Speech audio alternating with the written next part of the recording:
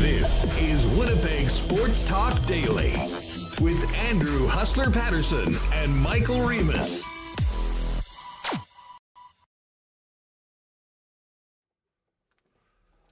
What is up, everyone? The puck has been dropped in Milano for the Olympic hockey tournament from the men's side, and we already have our first upset of the tournament. Slovakia beating the Finns this morning in a big upset. Slavkovsky from the Habs, the star of the game, much like he was in 2022 when the NHLers weren't there, and he was, 17 years old. Wild start to the event. We do have another hockey game this afternoon. Italy, the host team, taking on the Swedes. And we'll be keeping an eye throughout the afternoon on Canada and the men's curling. We're down 2-0 right now in the fourth. And welcome to Winnipeg Sports Talk, another Olympic edition. Great to have you with us. Andrew Paterson, Michael Remis. We've got a bunch of news on Team Canada as they get ready for their opener tomorrow morning, 9:40 a.m. against the Czech Republic. Get the latest on Team USA, Connor Hellebuck and the Winnipeg Jets, his teammate Kyle Connor, where they're fitting in, and talk more about the game this morning and look ahead to the first full day of action with 4 games on the slate for the Olympic hockey tournament. Coming up today on the program, Matt Larkin's going to join us from Daily Faceoff. We'll dive into Canada and all the big stories around the Olympic men's hockey tournament. And then Jeff Hamilton will jump on. I know Hammer's going to have some takes on the Olympics. I'll also get the latest on the Bombers as a free agency officially open, and the signings from last week are official. A little later on today, we'll have some news on the Aikens Lake Wilderness Lodge auction, which is live right now. And we'll dive into the cool bet lines and maybe cook up a little WST special for the game tomorrow morning with Canada and the Czech Republic. Great to have you all with us. Shout out to everybody in chat who's joining us right now live. And again, a big thanks to all the podcast listeners that join us each and every day. Just before we bring in Michael Remis, I do want to thank all the sponsors that make WST happen each and every day. Of course, our friends at CoolBet and the Winnipeg Jets. And be a bit before the Jets are back, but we do have a Thursday game against the Lightning in March. And that Saturday night game against Philly in April for WST Games of the Month. If you want to grab seats, go to winnipegjets.com/WST. Our friends at Boston Pizza will tell you more about this tomorrow. Of course, they've Valentine's Day is always big around BP. But now you combine the Olympics, and it's going to be even more nuts at local BPs. They're opening early for all the games. So tomorrow morning, if you want to ditch work, you booked it off, you want to go out to the bar and have some Canadian beer and a BP breakfast pizza, all your local BPs will be open at 9:30 a.m., cranking the game, so make plans accordingly.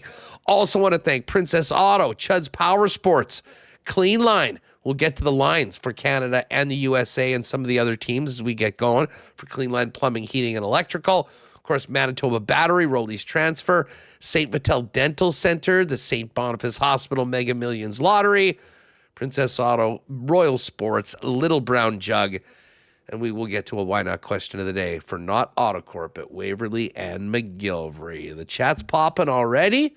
People are fired up for the tourney. And Remo, we got one more sleep and then a morning game tomorrow. You'll, I'm sure, drop your kids off at daycare and then get ready to fire it up 9:40 a.m.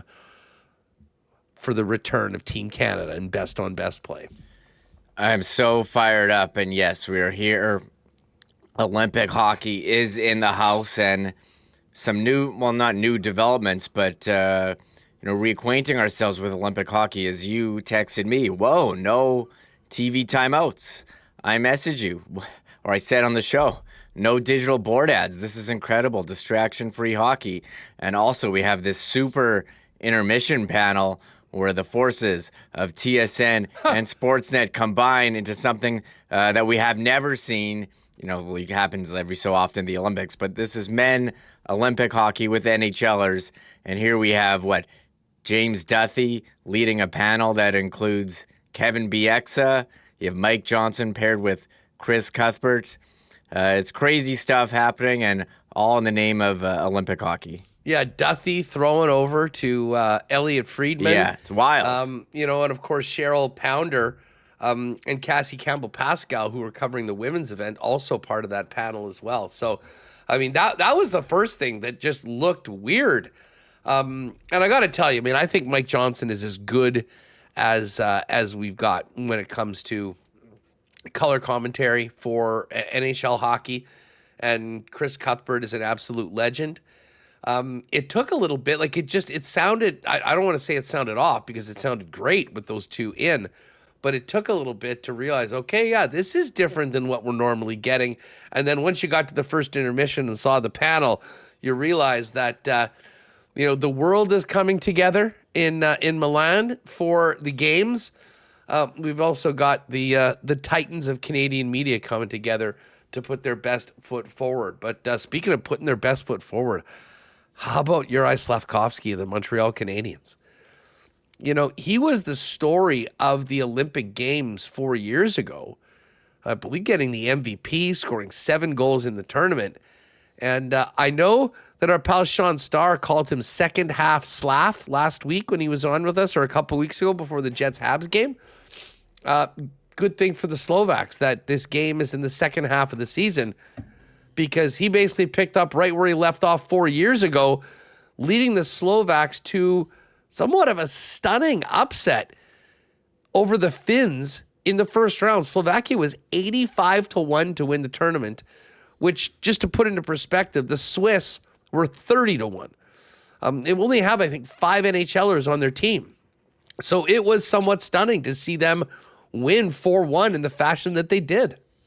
Yeah, I remember Slovakia in 2010, the team that went far and gave Canada quite a run there. They had a lot of great players in Gaborik and Dimitra and host Lubomir Visnovsky. You look at, full of NHLers. Slovakia this year, not exactly full of NHLers. Top line center is Adam Ruzicka. And why is his name familiar? I think he was involved in some social media posting when he was with the Flyers a couple of years ago. That's why I remembered. No, Coyotes. It was the Coyotes. Sorry, the Coyotes. That's what it was. Yeah, the very poor choice to throw a post out of an illicit drug and a credit card, which I think got his contract terminated immediately. Well, he seems to have bounced back. Bounced back tonight. Made an impact for Slovakia. They have Simon Nemec on D. But yes, Yuri Slafkovsky, a beast at the Olympics. 8 Olympic Games for him in his career.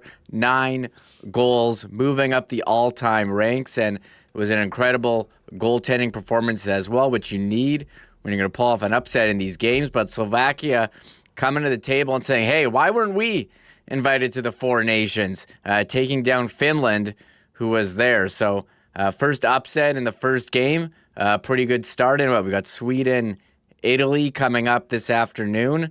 I'm not counting on another upset in the late game. No, I think the upsets are done for today. And then tomorrow, again, 9:40 a.m., Canada, Czechia.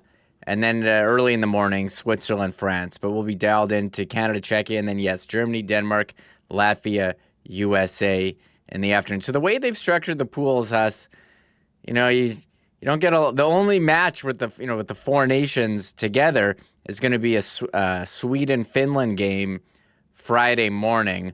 We might have to wait a while if we're going to get a Canada-USA or Canada-Sweden. So you're going to have some of these lopsided matches. Well, but that's probably what a lot of people said before Slovakia and Finland went out there. I mean, I can assure you, Friday afternoon when Nino Niederreiter, Kevin Fiala, and the Swiss play Canada, they're not just going to be rolling over. And listen, the Czechs, certainly pound for pound, NHLer for NHLer, have a much stronger team than the Slovaks.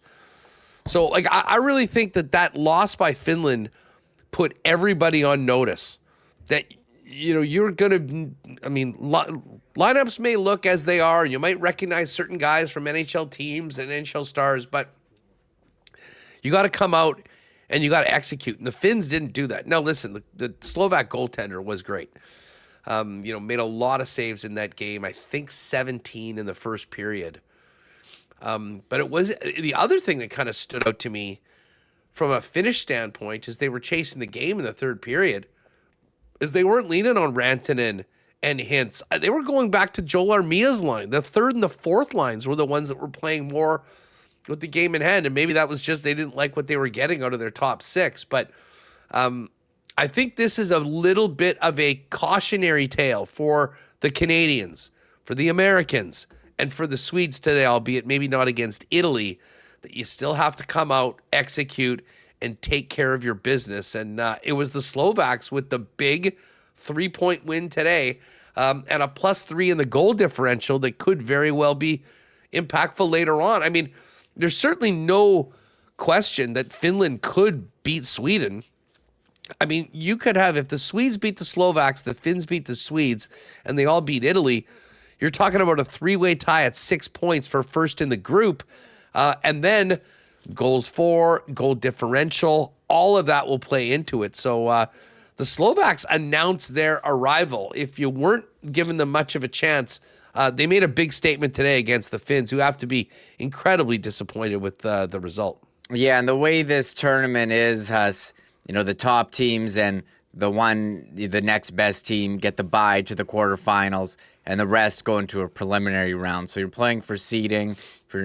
We'll have to see who wins that top seed in Group B. I mean, could it be up in the air with Slovakia now with that win over Finland? We'll have to, that Slovakia-Sweden game could be huge. Finland, Sweden as well, as you mentioned. I don't know if there's like a group of death here, but that's the one group that's got two teams of the four nations from the Four Nations Faceoff. So nice start here for the Olympic hockey. Well, it's funny. I had the same conversation with Dusty on the, in the lock shop. But, by ranking and certainly by the odds, the group of death is Canada's. I mean, Canada is number one in the odds, and then you've got the Swiss and the Czechs who are 5 and 6, whereas Finland and Sweden were 3 and 4, and the Slovaks were number 7. And now we've seen what the Slovaks did in their first game. That maybe shakes things up a little bit. One thing is clear, that the United States has the most favorable draw, I guess, in the first round, and that's why some of the odds on some of their players, like for points and goals, a little bit deflated, thinking that they'll have 3 relatively easy games. But every one of those teams has some NHLers, and we saw what Slovakia did with just, a very few. I mean, you had Nemec, you had Pospisil from the Flames, Thomas Tatar, former NHLers. And I do see Tyson in chat saying that was a more intense game than we've seen in the NHL this year. And right out of the gate, this is another thing that I think we were all paying attention for. How would the referees be calling the games? And listen, this was tight checking, but there was also a lot of bodies being thrown around. And I think that's great news for fans and great news for Canada, especially a guy like Tom Wilson, who's certainly going to want to be able to, make the most of what he brings to the table when the puck drops tomorrow. Yeah, I'm sure there's going to be some ridiculous thing like, if you get waved out of a face-off twice, like that's a penalty. Reviews, come from the coaches. There's no situation room initiated review. So there's some things we're going to be getting used to. I'm sure there's going to be some penalties or something that make you scratch your head. You can't go in the crease as well, set a position there. So some wrinkles in double IHF hockey. It's still ice hockey, us with best on best. Off to a great start. Yeah, no doubt about it. Hey, just before we kind of dive into more on Team Canada, I do want to mention just condolences. I mean, a horrible, horrible tragedy out in BC last night. I think, a lot of people kind of caught wind of it late last night, many people this morning, but I believe one of Canada's worst shootings ever. 9 have passed away and 27 more injured up in a rural part of British Columbia. So just a horrible, horrible backdrop here at home as we get ready to enjoy ourselves with a hockey tournament and an Olympic Games that we've been looking forward to for so long. Quick update from the curling. Brad Jacobs got his deuce right back. It's 2-2. They don't have the hammer playing in the fifth end against Germany right now, and we will stay on top of that. But Reem, we haven't even had a game yet, and we're already seeing some games from the coaches, particularly John Cooper, and a change with the lines after just a couple of practices. Yeah, Canada opting for the closed practice 2 days ago, Huss, and yesterday they were off, took in some speed skating, but today they had a bit of a swap at practice with Nathan McKinnon now centering Brandon Hagel and Sam Reinhart on the second line, and Brad Marchand and Nick Suzuki go from the second line with McKinnon to the fourth line with Bo Horvats. Sam Bennett and Seth Jarvis are the extras. Jarvis did take some time with the top line as well. And as far as goaltending goes, Huss, still no answer from the head coach, John Cooper. Jordan Binnington was asked, said, we'll see tomorrow. But that was a big swap. I like that swap for Canada. I think it gives McKinnon some more firepower. We were saying, Sam Reinhart on the fourth line, that's a guy who's, top line NHLer. He's on their top power play as well. It gives you their fourth line still very strong with Marchand, Hovat, Suzuki, but I do like this swap. It gives McKinnon some other guys to work with. Yeah, here you can see if you're with us on YouTube, but the Clean Line lines brought to you by Clean Line Plumbing, Heating, and Electrical, the official plumbing service of the Winnipeg Jets. Celebrini, McDavid, Wilson, the top line, and then, as Remis just mentioned, a swap of wingers from line 4 and line 2. The Nate Dogg now in between Hagel and Reinhart. Crosby, Marner, Stone stays intact as the third line, and then Brad Marchand, Bo Horvat, and Nick Suzuki on the fourth line. And I do think that there's a possibility we will see Crosby move up onto that McKinnon line at some point. We'd speculated that maybe it would be Suzuki. It was just a one-for-one swap. Well, with Suzuki on the fourth line, wouldn't surprise me if Suzuki still made that move if Crosby goes up to 2 and Hagel potentially could move down to the fourth line. And wouldn't that be hilarious? Hagel and Marchand, part of the great rivalry right now in the state of Florida where they beat the hell out of each other each and every time they play each other. Now line mates coming together for their country in Milan. Yeah, Hagel, Marchand, Reinhart, you do have that Tampa, Florida connection. Look, you got to put all those rivalries on ice aside. How about, McDavid, he's not playing on a line with Reinhart. They'd be in the same power play. That's the team that beat them, twice in a row in the Cup final. And who rubbed it in their face after at the celebration that they beat them.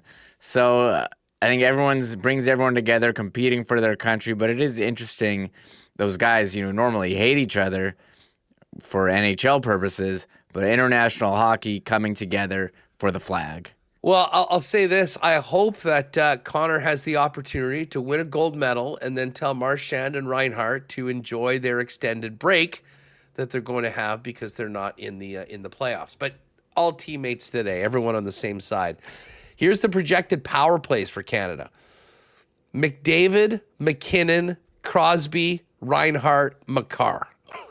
Yeah, what a wrecking crew.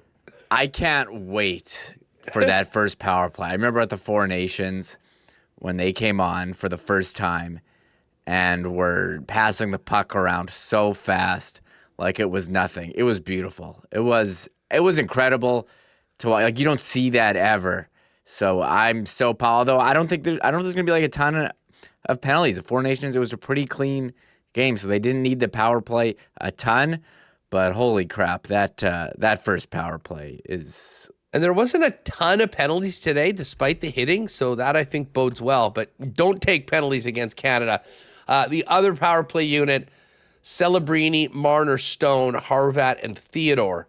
Right now, Canada did do some PK work in practice. Some of the forward combos included Marchand and Suzuki, who were playing together on a line, as well as Marner and Stone, and Hagel and Horvat. And as you mentioned, Remo, still no word on the starting goaltender. Jordan Binnington did speak a little bit earlier on, so we'll get to that. But Matt Larkin's going to join us in just a couple minutes. As I mentioned right off the top of the show, gang, all Winnipeg Boston Pizza locations are opening early tomorrow, 9:30 a.m. for the Canada game versus Czechia, and for all the games in the tourney for Canada. Take an early lunch, or you can come in, get a couple ice-cold schooners in you from your favorite Canadian beers, and enjoy the BP's delicious breakfast pizza with melted cheese, egg, and bacon. And then for tomorrow and Friday, of course, it's always big time with the heart-shaped pizza from Boston Pizza. They've teamed up again with the Children's Hospital Foundation of Manitoba. A buck from every heart-shaped pizza will go to the HSC Children's Hospital, and Boston Pizza will be donating a buck from every salted caramel panuki dessert until February 23rd. And when you're in BP for the game, grab a paper heart. 100% of all paper heart donations. This year, funds are going to go to raise to support CK5, the Childhood Cancer, Blood Disorders, Transplants Ward, where young patients with some of the most challenging and complex illnesses spend weeks or months receiving care.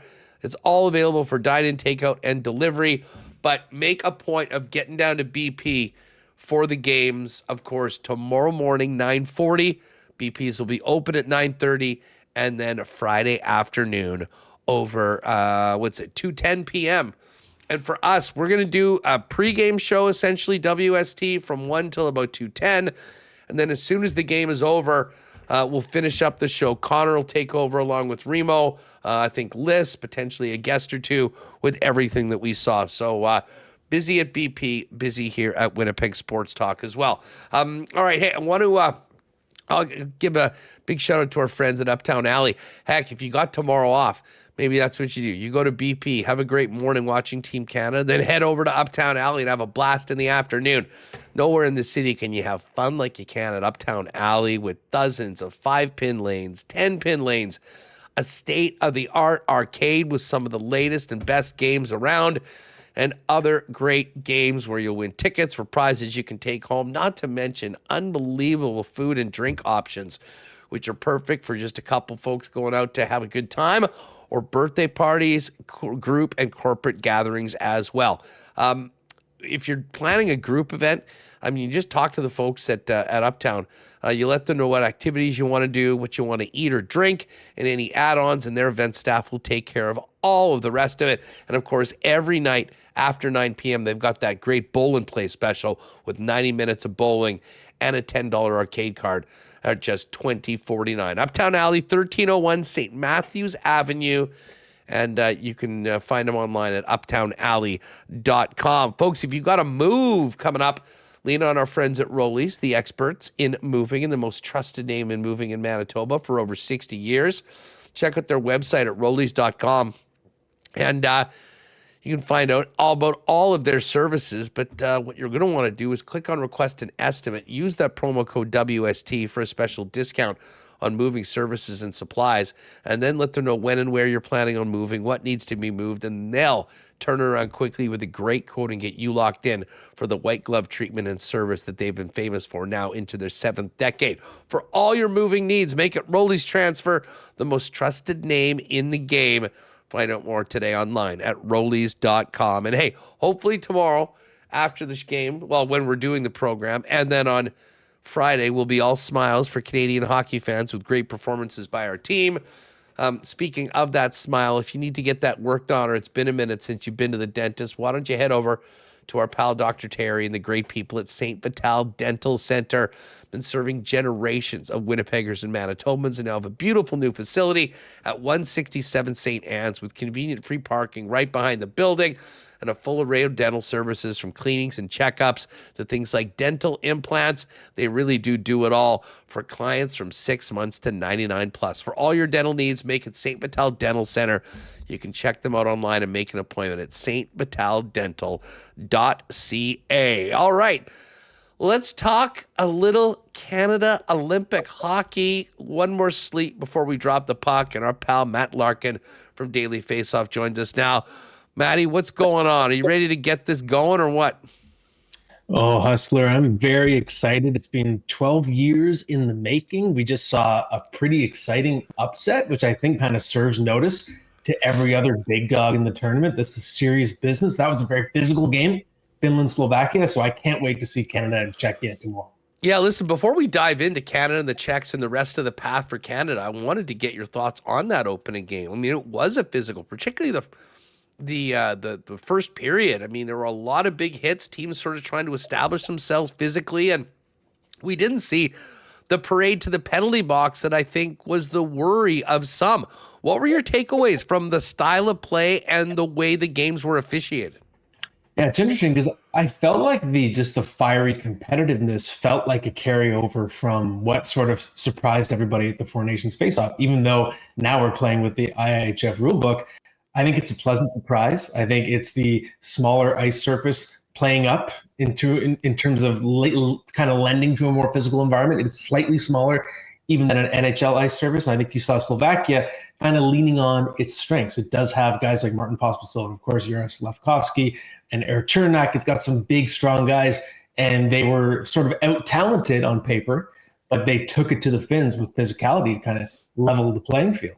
Now, we're already seeing a couple questions on it. I mean, how is the officiating? It's sort of like they're using a hybrid rule book. How would you kind of categorize the differences in the way the rules are for this tournament as opposed to the Four Nations a year ago?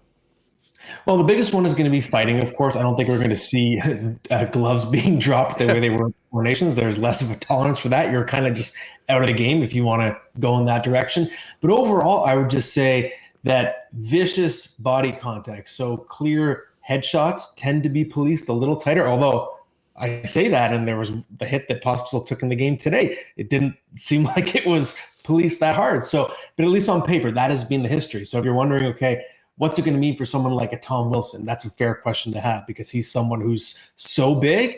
The way I put it, even his clean hits hurt people.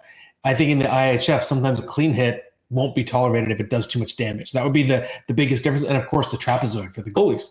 Goalies are allowed to leave that net, play that puck. Good news for Jordan Binnington, who's a great puck handler. One question on the fighting. If things get stupid late in a game, what's the likelihood of suspensions? I think it's higher. Again, I can't say that with absolute certainty, but just based on what we understand about the IHF tolerance to that type of violence in a game, it's just a different culture, and it's far more likely to have consequences for sure. So let's get to Team Canada. I mean, they do feel like, I think we have to be confident and feel like they are the team to beat. But when you look at this, now that we know the rosters and the way things are shaping up, where did you handicap this one pre-tournament as Canada's chances and the toughest challenges that they'll face along the way? Well, I actually handicapped it differently than I did the Four Nations Faceoff. A year ago, I thought the Americans had the best team on paper. I think they overthought their roster this time. They galaxy brained it. I think the group they're bringing is stagnant year over year, leaving behind guys like Jason Robertson, Cole Caulfield, great goal scorers. And the Canadians, on the other hand, they've added a little spice. They bring some youth and fire with Macklin Celebrini, a dog on a bone. They add Tom Wilson for the physicality. They're playing them both on the top line with Connor McDavid. You've made better decisions in net. We'll see about Jordan Binnington, but at least the options, if he falters, are superior this year to what they were last year. Logan Thompson, Darcy Kemper. And the decor to me is disappointing. I would have made some changes. I think that's the potential Achilles heel. But overall, I think Canada's group has improved year over year, whereas the USA's group is not. So I think Canada is the favorite right now going into the tournament.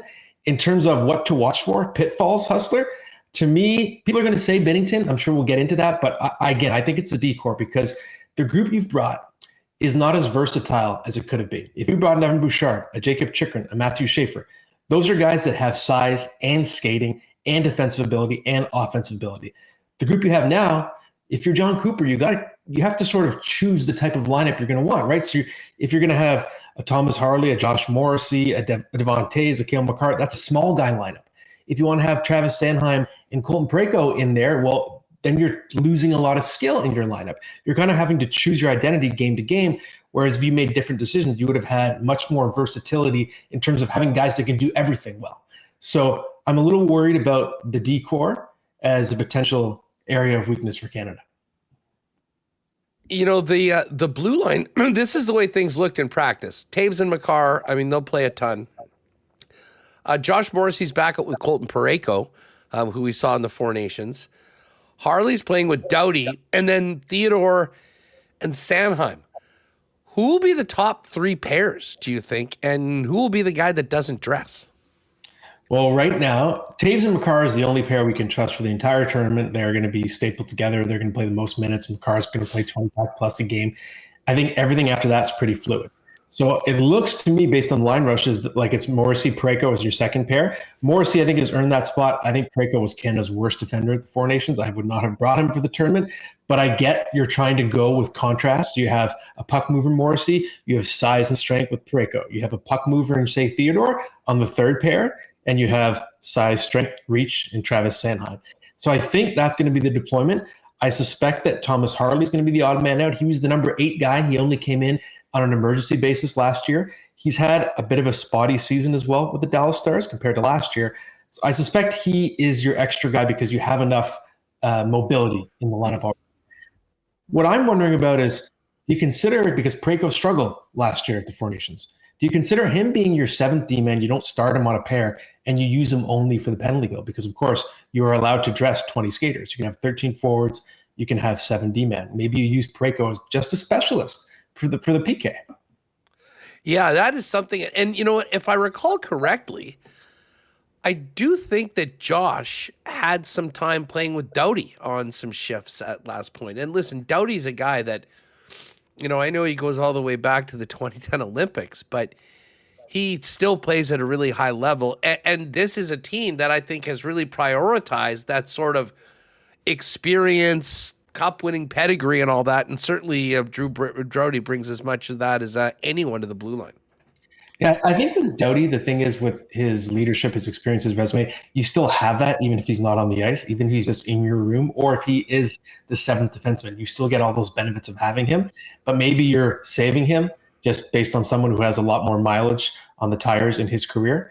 That could be the rationale there. You use him if you need him, but you start the tournament, you give Parayko a chance. He has been better defensively for the Blues this year than he was last year. So I get the reasoning you're going with fresher legs, at least what you have on paper right now. But again, the fact that we're having these conversations, Hustler, this highlights why I think there were some bad decisions made. And you can feel it's really up in the air after that top pair. I think if you had an Evan Bouchard or Jacob Chikrin, we wouldn't be having this conversation. Guys like that would be pretty locked into top 4 spots. Yeah, I mean, listen, I'm less, I know Bouchard finished on an absolute tear. He had that 6-point game. But then in the next game, he gets turnstiled in a play that, I mean, outside of a similar play that victimized our own Luke Shen a couple weeks ago, you would be rare to see in a Div 5 beer league game at the Highlander. Like, I just don't think that there is any trust in Bouchard defensively. But as you mentioned, you know, with the extra skater, that is a guy that, you know, you could have played at 5-on-5 if you want to give some guys a rest, and could easily be a player that could go in and make a big, big impact on the power play.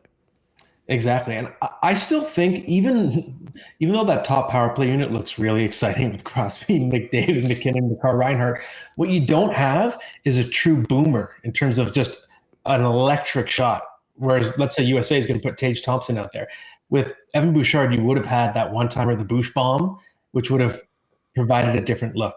And the thing is with Bouchard, I mean, I've had this conversation over and over with people over the years, but the play you described, that terrible goal, or the terrible breakdown, is Bouchard in a nutshell. That's what people remember. They're not going to look at all the data that shows he defended so well in the games leading up to that, and he's been one of the best shutdown defensemen in the league on his pair of tees at home. No one remembers that. They see the highlight, and that's what sticks in their head. But if you look at the actual sample, he's been great. Yeah, the coaches, they remember those glaring gaffes and mistakes, as do fans, and fair or unfair, that's something that that comes on with it. Let's start at the top, line one. I mean, I had speculated. I thought I wouldn't be surprised if Tom Wilson got an opportunity to play with Connor McDavid. I'm really intrigued as to what he's able to do in his role as a dog, as a guy that can win those puck battles, get the puck, and then get it to maybe the most exciting 1-2 punch we've seen in a long time, with McDavid, the best player on earth, and the guy that really sort of seems like the heir apparent in Macklin Celebrini. Yeah, I'm really excited by this line. I just think it's really creative because Celebrini, he has the pace, he has the urgency, he has the youth, really, for lack of a better term, in his game that will allow him to keep up with McDavid. And Tom Wilson is so fascinating. To me, he doesn't get enough credit as someone who is a first-round pick, who spent the majority of his career playing on the first line for the Washington Capitals. He can move for a big guy. He can keep pace with high-skill players. And I like using him on the top line because I think it puts him in a different box. It changes his mindset. It puts him in a place where he's got to think more about offense and less about extracurriculars, because he's playing with Connor McDavid. There's a responsibility to drive the play and create offense if you're on that line, as opposed to using him as your blunt instrument on the fourth line where he's going to cause chaos. So I like the idea. I think it is a great way to maximize Tom Wilson. You're still going to get physicality, but I think it's more likely he reins himself in, stays on the correct side of the line. Yeah, and Ben, listen, I mean, having that sort of size and a bit of a policeman role, certainly I think it'll be good, because let's face it, I mean, you know, there will be teams that might try and take the odd liberty with a McDavid, a Celebrini, and while Wilson's not going to be dropping the gloves and beating the hell out of those guys, he can probably put an end to it quite quickly. And like, as far as Celebrini goes, one thing that I don't think people realize, because we see like his 200-foot game and how fast he is, and you know, the highlight reel goals, he is amongst the most elite shooters in the National Hockey League. And you know, he has an opportunity. We were talking about it from a betting standpoint yesterday on the program.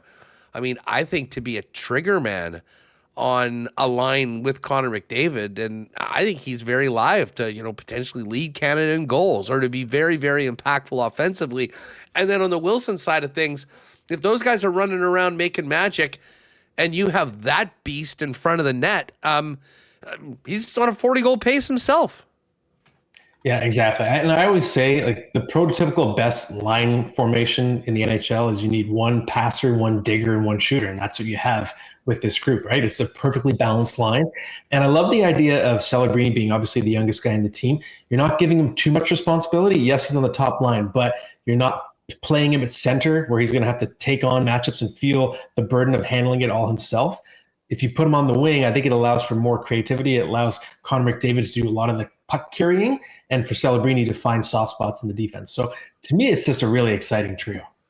Matt Larkin, a daily Faceoff with us, moved down. And we'd been paying attention to the lines coming out of the first practice. What do you make of, swapping the wingers from the second and fourth line before they even drop the puck in a game?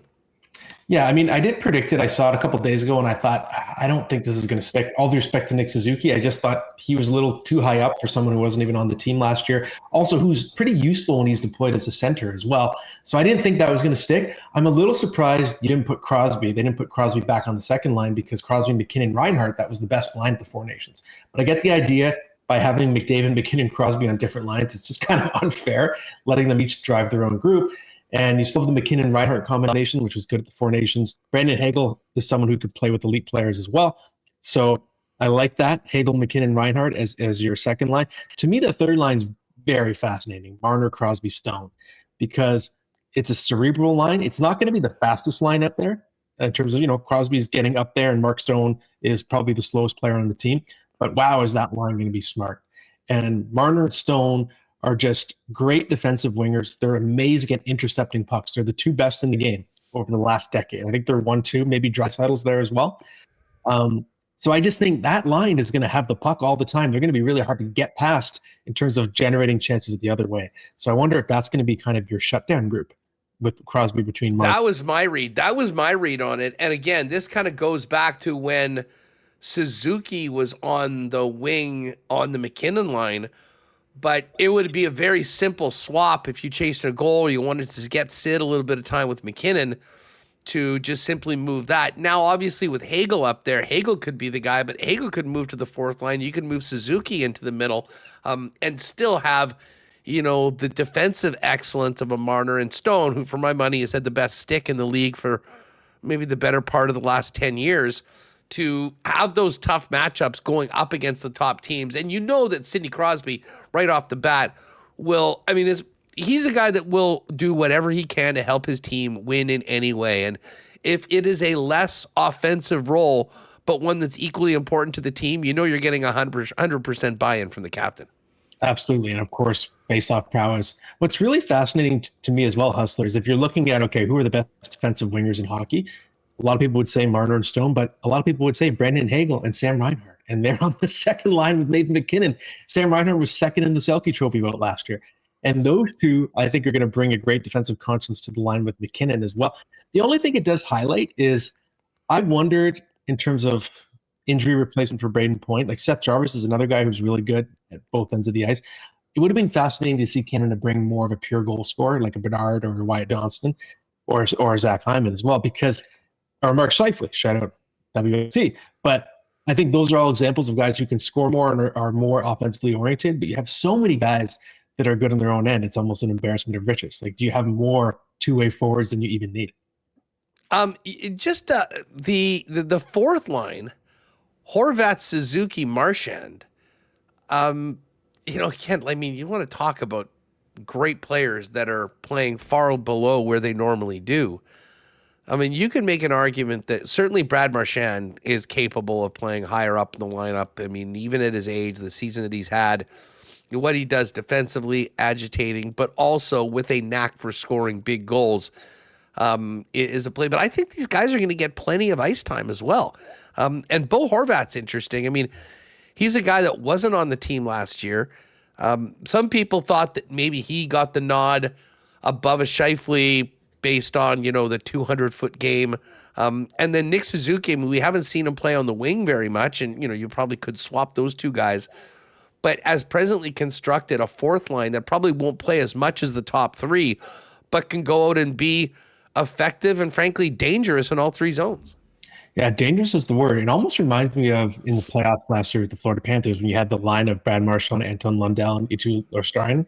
They just pancaked their competition. They were the best third line in the playoffs because no one could match the depth of Florida. When you got that far down the lineup, they were just destroying their easier matchups, right? And I think you could see that with Canada's fourth line in this tournament. Marchand, Horvat, Suzuki, that's a line that could be a first line in the NHL.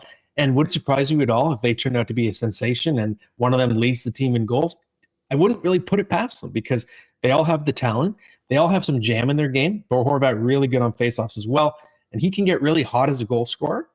And Suzuki brings great defensive conscience to that line. So I think, especially if they're going to be going out against the other team's depth forward, teams like Czechia or Switzerland, and of course France, I think it could get ugly when you send that fourth line out there. Canada could dominate.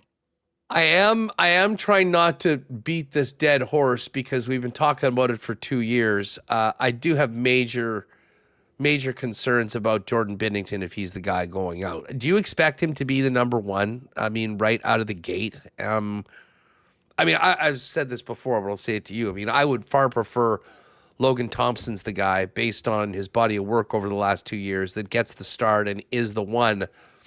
And you know what? If it doesn't go well, you can always lean on a Jordan Binnington to come off the bench with a big chip on his shoulder to prove everybody wrong and hopefully make those miraculous saves that he did in helping us win the gold medal. Because to be honest, we all think about the overtime in the Four Nations.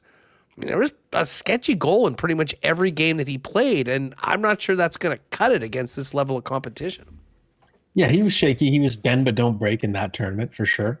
But I do see the situation differently. If I was picking the team in the first place, I might not have brought him because he's been statistically the worst goalie in the entire league this year. If you look at goals saved above expected per 60, he's dead last among, I think it's 36 goalies that have played 25 or more games. So he's the worst goalie in the league this year with a good size sample. But that said, Hustler, I think there are many reasons why he should get the start for the first game. Number one, he did show up when you needed him most. If winning in overtime against Connor Hellebuyck, the best goalie in the world, and best on best against your top opponent, if coming up in the clutch in that moment isn't enough to keep the starting job, then what is? That's why you have to give him a shot. But more importantly, you got a back-to-back to start this tournament, right? So you're playing Czechia Thursday, you're playing Switzerland Friday. You're going to have to play two goalies no matter what. If you start Binnington in that first game, you just get your answer very quickly. If he struggles, okay, bad Binnington is the current Binnington. The Blues Binnington is the Canada Binnington. We're not using him the rest of the tournament. He does not have it. If he looks great, then it's okay. Maybe with a proper team in front of him instead of the struggling Blues, Binnington is still elite. He's a great puck handler. He's got the same 8 defensemen he's working with. This is going to work just fine. We can roll with him confidently as our starter going forward. So I think it's important to get that answer early. And just with the format of the tournament, you know that every team makes the playoffs, right? It's not like if you bomb out in the group stage, you're out of the tournament. So Canada, even in their worst case scenario, they would have likely a pretty easy play-in opponent. It would be like in Italy or France, right? And because of that, I think you do need to use the group stage to experiment a little bit. And that's why I'm in favor of giving Binnington one game just to see if he's got it, and short leash. If he doesn't, he's out of there. Do you think all players will get in games, and how will the 13th skater and 7th defense? I know we touched on the 7th defenseman a little bit potentially as it pertains to Parayko, but I'm interested in where Bennett and Jarvis fit in, or if they do. I think we likely will, especially if you look at how much of a pushover France is going to be. I think it's likely we see, if anyone gets nicked up in the first 2 games, you give them a game off knowing that you're going to win that game no matter what against France. It would be the biggest upset in the history of the sport otherwise, right? Yeah. So I think you do see a Bennett come in, or a Jarvis. Jarvis more likely, I think, in terms of just, hey, we need to give someone some reps while we rest someone. Bennett would be more like a situation that we saw last year when if Canada's feeling like, okay, they're getting pushed around, we need a bit more jam. And you bring in Bennett as someone to mix things up. But I think it's probable we see both of them at some point. In terms of using the 13 and 7, I like the idea of specialists. So originally I was going to be Anthony Cirelli, but he's not here in the tournament. But if you have someone that you really like for your PK, you can make him your 13th forward. Seth Jarvis has got great defensive ability. He could be someone you bring in only for matchup situations like that. And on defense, same thing. I mean, the idea I had was Colton Parayko, but you could do it with Travis Sanheim as well. I think you just want to use specialists, someone that is effective in a certain situation. So let's say Sanheim isn't on that third pair. Okay, well, if you're protecting a lead, you send him out there with Parayko because you want your biggest, longest guys out there. That would be one example. So I think specialists would be the strategy I have with those extra spots. Matt, the other thing I wanted to talk about is just the format. And, we saw Finland take this L this morning. That's a really interesting group with Slovakia getting the win right now, because it's absolutely possible that Finland beats Sweden and the Swedes beat the Slovaks. And we're talking about 3 teams tied at 6 points after the round robin. One will be first and will move on. The other one will be playing an elimination game in the 5 to 12 round. How impactful, put it this way, comparing the U.S.'s group, which it would be shocking if they didn't roll with 9 points, Canada with much stiffer competition in the Czechs and the Swiss, and what's happening there. How important is this opening round and these opening 3 games before it really will matter, because they'll all be do or die games? I think it depends on the team. So for the superpowers like Canada and USA, I think it's less important because you're still going to be heavily favored no matter who you go up against. But for a team like Finland, who's lost Alexander Barkov, that loss is devastating, because now that game against Sweden is very high stakes. If you lose that, you're going to still beat Italy, but you're going to be fighting and you're going to be facing a much tougher draw in the elimination round. You're not going to be getting a bye. And also on the flip side for Slovakia, okay, Slovakia is going to get 2 wins now. I can't see them losing to Italy. And all of a sudden when Slovakia plays Sweden, it's like, can Slovakia win this group? It's now entirely possible. So that's going to be fascinating. I look at Group C as the most interesting because I think Germany, Latvia, and Denmark are all really tight. It's the only group that doesn't have an automatic easy out, automatic win for the other teams, because they're all pretty competitive. And I like Germany as a sleeper, by the way, because you've got the star power with Leon Draisaitl, Moritz Seider, Even Philip Grubauer is playing really well right now. He could steal some games. So to me, that's the most topsy-turvy group. Is there how much of a premium will be on being the number one seed and getting the 4th seed or lower if there is a upset in the qualification round going into the quarters? I think the bigger premium to me is among the teams that go to the play-in. You want to be in that 5 or 6 spot because then you're going to get France or Italy, right? So I think that matchup matters more. Whereas the better teams are going to win the play-in round, and no matter what, even the 4 teams that get buys are all going to get reasonably tough opponents. The only thing being, Finland now with that loss could come back in the pack, and you could have a scenario in which one of the better teams gets Finland as the reward for their bye as a quarterfinal opponent. So that is something to watch out for now. Yeah, no doubt about it. Where do you stand on USA Sweden as the biggest threats to Canada? I think the Americans belong in their own tier right now.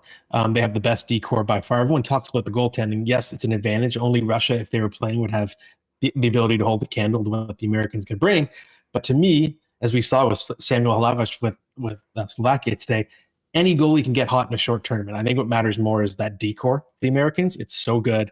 You can put Quinn Hughes and Brock Faber together. Jake Sanderson's fantastic. Zach Werenski's fantastic. Charlie McAvoy. I think it's great. I still think they overthought their team, which puts them a step behind Canada, but they belong in their own tier. And Sweden, to me, super deep team, high ceiling team, the ability to go all the way. They just lack a superstar. They're missing what would have probably been their number one center in Leo Carlsson. So do you have a guy, the closest being maybe William Nylander, but who can take the team on his back and get a goal when you really need one? I think just compared to different eras of Swedish hockey where you had, if you look back to the 2006 team, you had the Sedins, you had Matt Sundin, of course, as well. You had, I don't know if Forsberg was on the team still, but that was an era of higher end Swedish players. Right now you have a lot of great players, maybe not an elite player. So that's why I have Sweden as the number 3 team in its own tier. I certainly do love their blue line. The Swedes. I mean, Dahlin and Forsling. I mean, Victor Hedman and Rasmus Andersson. I mean, that'll be a very tough pairing to penetrate. Offensively, and we'll see how much Erik Karlsson or Broberg plays, and then obviously Lindholm and Ekman Larsson. And the Swedes do have some great goalies. Do we expect Gustafsson to get the start for the Swedes? Yeah, I do believe Gustafsson has the inside track to be this afternoon. His own teammate Jesper Wallstedt could push him, but I think Gustafsson has played pretty well this year, much better than Jacob Markstrom, but also has a lot more experience than Wallstedt. So I think that tie goes to Gustafsson to open the tournament. Did we just lose Matt? Thinking about the D-core for Sweden, I think the Swedes undoubtedly have the second best group of defensemen, and what's going to be really fascinating is seeing if they kind of give the Matt, keys great to Rasmus stuff. Dahlin Appreciate now you coming on today. Gang, head on over to Daily Faceoff. I love the exclamation I look mark at in the title. Forsling duo. Why Canada should start Jordan Binnington, and there's an exclamation mark after should. Very excellent usage of the exclamation mark there for Game 1 versus Czechia. And then a story from Stephen Ellis on who is Samuel Hlavach, the game-stealing goalie for Slovakia right out the gate. Matt, just before we go, fill us in on what else you and the DFO team are going to have cooking for people throughout the... Oh, you're having a tough time hearing me? I can't hear you right now, guys. Oh, okay. Yeah, no problem. I think we lost Matt. But anyways, have a great one. We will look forward to talking to you hopefully later on in the tournament. But if you go over to Daily Face-Off right now, Stephen Ellis has a bunch of stuff on the Finland-Slovakia game and takeaways from that. Matt's got to focus on Canada. And then all sorts of other bits on the Swedes, on the Americans. It is wall-to-wall Olympics over at Daily Face-Off, so make sure to take in all of that content. All right. Jeff Hamilton's going to join us and meet us in a little bit.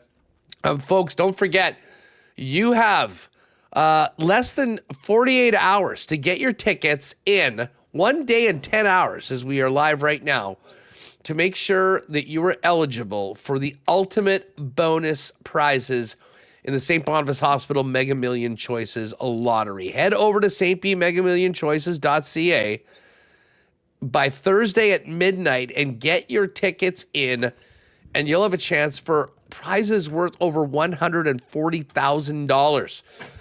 which include $75,000 cash or a $20,000 travel voucher, and your choice of 3 vehicles, including a Genesis electrified GV70 valued at $89,000, 8 $5,000 shopping sprees at St. Vital, Polo Park, or Outlet Collection, and the Ultimate World Cup experience. This is the one that I would be dying to get. Tickets, hotel, airfare for 2 to a World Cup soccer game in Vancouver valued at over $10,000, $2,000 in cash, and or $9,000 cash, and that is always tax-free. You'll also be eligible for all $280,000 worth of early bird prizes, and of course the grand prize, which is one of 5 $1.5 million dream home packages or $1.25 million cash. It's all in support of the incredible work at the St. Boniface Hospital, the Mega Million Choices Lottery.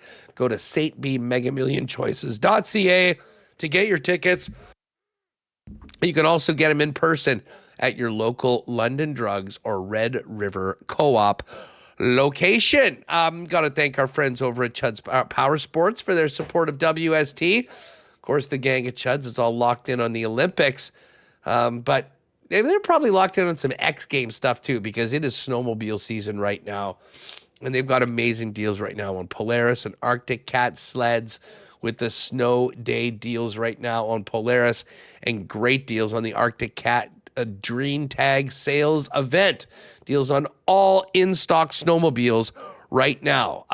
They've got the Mahindra tough tractors, Husqvarna bikes ready to roll, ice fishing shacks, and of course, with a look ahead to spring and summer, bikes, boats, RVs, they have it all at Chud's, Manitoba's power sports superstore.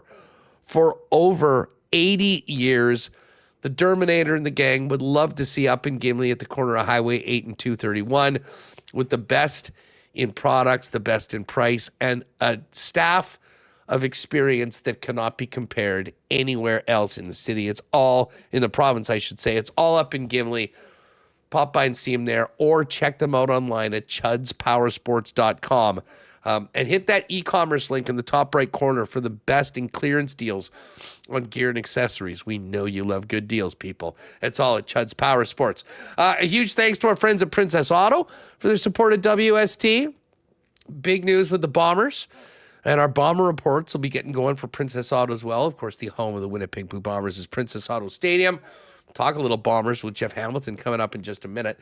But we'll also be looking forward to having a great Bomber season and being back there in the stadium throughout the year. Now, Princess Auto is where you'll find the best deals and the most unique assortment of tools and equipment around. Everything you need to complete the projects on your list.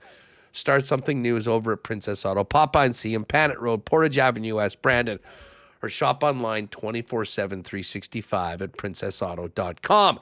Now, as we get through the teeth of this winter, Donnie and the gang at Manitoba Battery have been your number one source for the best prices and best stock in batteries for your car or truck to get you through the Manitoba winter.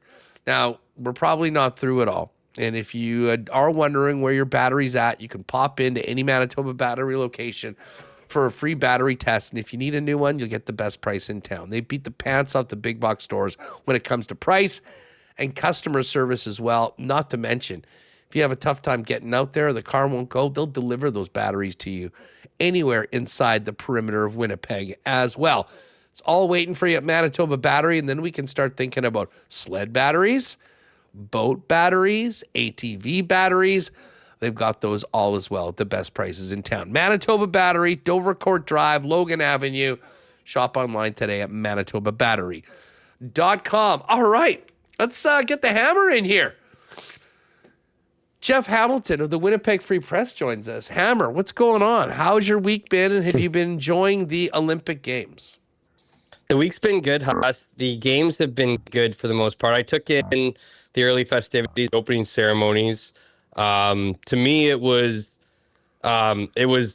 it's been good. It's been cool so far, but I've been waiting for men's hockey to start. Like that's kind of is the Olympics for me. I'm not taking away from any of the other events. I've certainly read up on a ton of the Olympics. I love reading about the Olympics because there's so many great stories and athletes and whatnot. But of course, when it comes to action, I think like everybody, like a lot of people, eager to see what Canada can do, on the big stage in hockey. Obviously, we've been watching our women's, battle, if you will. It was a tough one against the Americans, as that's been a story all year long. But certainly keeping an eye on both of those presences, Huss, and trying to get better. I don't know. I hear you sniffling a little bit. I don't know if you're some collateral damage from me, but I know there's some close family members that are attached to me that are I'm not exactly in their good books right now. I'm still kind of getting over it. Yeah, you were sniffling a bit when we got back from Costa Rica, and I was sort of fine. I wasn't feeling it as much, and then I went through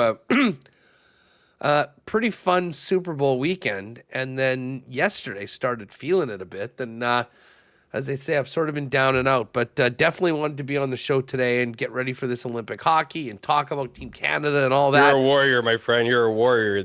You know what you put yourself through, and then show up every day. You. I don't know why you don't top Ace Burpee's top 100 Manitobans every year, to be quite frank. But well, I appreciate that. I'm appreciate still waiting, you being here. I'm still waiting for the call. By the way, for folks that are paying attention to the curling or would like an update, Brad Jacobs did get his 2 back. Then stole 2, gave up 2. They're in the 8th end right now, Canada with the hammer. So in a pretty nice spot right now where they want to be. We'll stay on top of that throughout the afternoon. Now, Hammer, let's get to it. We'll talk Bombers in a minute. But where are you at on, the upcoming Olympic Games? I mean, I it's funny. I have more confidence this year in this tournament than I did last year in the Four Nations. I really wasn't sure what to expect, and certainly we knew it was a hell of a game that went to overtime in the gold medal game.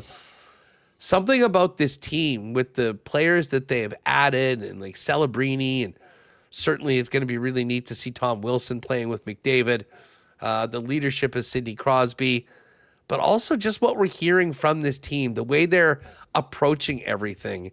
Like, Nate McKinnon's the perfect example of, I'm not really here to have a good time. I'm here to win a gold medal. And it seems like this team is just so focused, led by their leaders, that you have to feel really good about Canada's chances to be the last team standing, albeit in an incredible field of world-class talent. Look, I don't know if this is extreme bias, Huss, because I'd like to think, people who classify me as a reporter, I don't have a team. I really don't have a team. Like, I don't have an NFL team, really. I mean, I cheered for the New York Jets, embarrassingly enough, because I read the New York Times and have for a very long time, so I know about them. I don't have a team.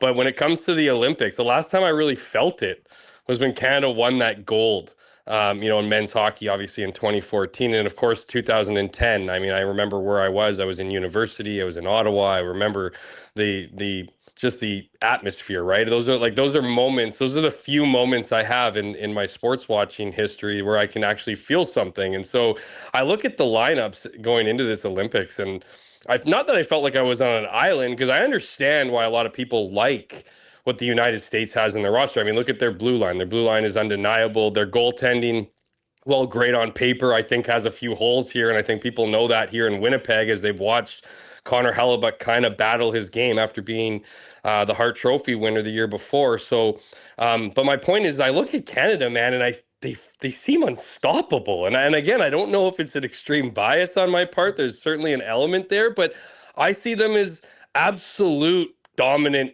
team amongst everybody. I look at the U.S. and I don't buy into the same heart, soul, energy, give a shit meter, if you will, from a team and a country perspective.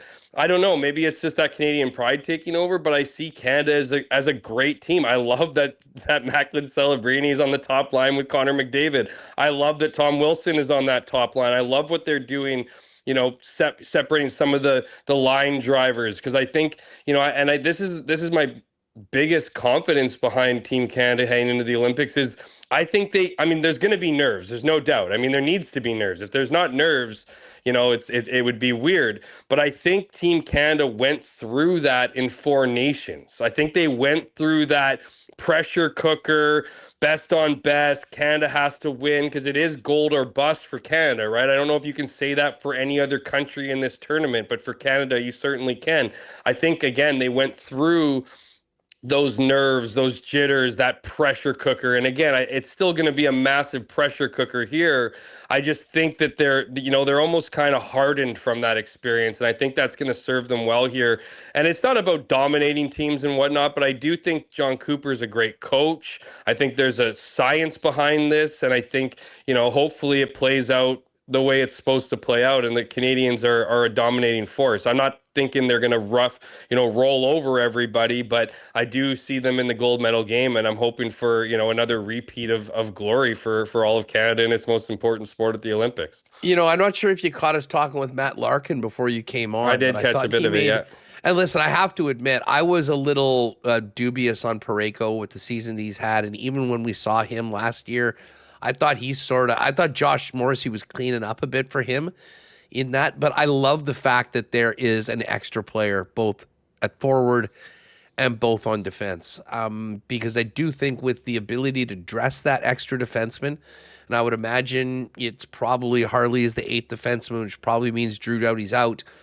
I wouldn't be surprised if we saw more of a regular shift with Doughty playing with Josh Morrissey, with his experience and moxie and all that. I mean, still playing at a really, really high level. I don't think there's any doubt that the high end of the American blue line puts them, and I'll put the Swedish blue line in there as well. We were just going through their list. I mean, pretty solid, but the firepower that Canada has up front, I mean, as long as they can get the saves that they need, that they got in overtime, didn't necessarily get throughout the entire tournament, I do think that they're in a really, really good chance. But as far as the Jets players go, all of them, and I'll get your perspective on this, all of them, I mean, obviously Nino Niederreiter with the Swiss, they have less hopes and expectations. But for Hellebuck, based on the season that he's had last year, Kyle Connor for what happened last year at the Four Nations, and Josh, who I think is still vastly underrated as just how good he is compared to his peers. And of course, he was sick and had to miss the gold medal game. Just thoughts on all of those individuals and what's sort of on the table and on their shoulders, starting with a ton of pressure on 37. Yeah, I mean, I think, let's start with Connor Hellebuck. Obviously, there's some conversation about who is starting, right? That wasn't a conversation a handful of months ago. Certainly wasn't a conversation heading into this year, right? Like, Connor Hellebuck was a shoo-in to be the starter for the U.S. It still feels like he's going to be getting that treatment. If you look at how much you want to read into him having his own net at practice and the other two sharing, I think that is an indicator, at least a respect issue. So I think there's a lot weighing on him. There's certainly, Connor Hellebuck is putting a ton of pressure on himself to deliver in this tournament. And it's, I think for a lot of players, not just Hellebuck and others, this is a real opportunity to win something. Right? Like when you talk, I know when you talk about players' legacies and you talk about, later on about the idea of Hall of Fame careers and whatnot, I mean, it always goes to, was he a winner? And I mean, some of those players find themselves in markets that maybe don't have as much opportunity or whatever. I mean, I don't want to say this is the great equalizer, but if you're Connor Hellebuck and the narrative around you is you can't get it done in the playoffs, you couldn't get it done in Four Nations, this is an opportunity for you to rewrite that entire narrative, right? And because this is viewed as similar, if not even greater in some cases, despite not taking as much to achieve, is comparable to the Stanley Cup victories, right? If you can lead your team to Olympic golds, particularly over the Canadians, then you start erasing some of those narratives or rewriting them in your favor. So certainly a lot of pressure for Connor Hellebuck, staying in Team USA. Kyle Connor, I mean, he's talked about it already. He addressed it with Mike, who's obviously doing great work out at the games right now, and others before he left. And really, since he was a scratch for Team USA at the Four Nations Cup, this guy's got lots to prove. I know he went through a bit of a, I don't want to say fact-finding mission or even like necessarily a self-reflection, but he certainly, doesn't want to have the same result, in this games. And it seems like he's getting that opportunity, right? That respect. And I think he's the guy who probably just, would it be the first one to admit he didn't put his best foot forward in those, Four Nations Cup. And I think if you were to ask him, he probably has addressed it. He wouldn't agree with it, certainly, but he probably understands it to a certain degree. And now he's going to do everything in his power to prevent it. So I'm not saying that this, Kyle Connor's done a lot for himself.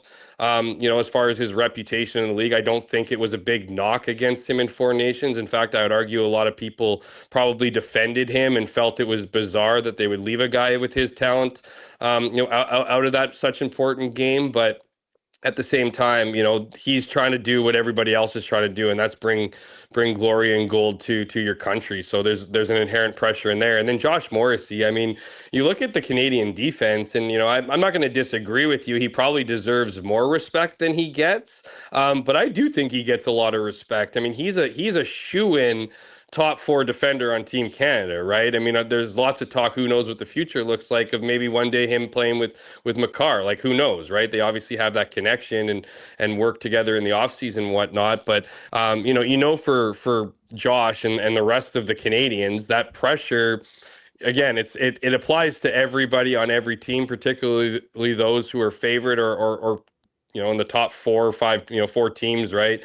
And certainly, Josh finds himself on Canada being one of those guys, but that pressure is going to exist. I think it's only positive for Josh. I mean, he's such a smart player and he's such a strong player that I think he's going to work well with whoever he plays with, whether, it's Parayko throughout the tournament, or if he gets spot duty with Doughty, as you suggested, Huss. I think he's going to be one of those guys that, is a big player for Team Canada, especially if they go all the way. And the final thing I'll say about this, Huss, too, I think it's fascinating.